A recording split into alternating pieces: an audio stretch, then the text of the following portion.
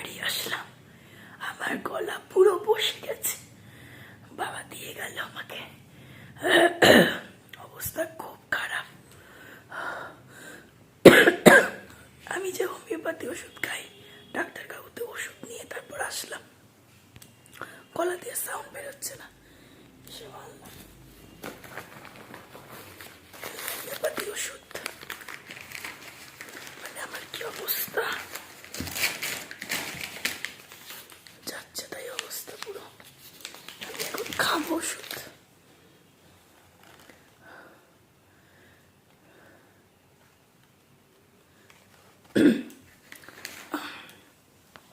গরম জল খেতে বলেছে, ঠান্ডা কম লাগাতে বলেছে। আমার এত শরীর কন্ডিশন খারাপ, বাড়িতে গোপু সোনাকে রেখে এসেছি, বাবার বাড়িতে।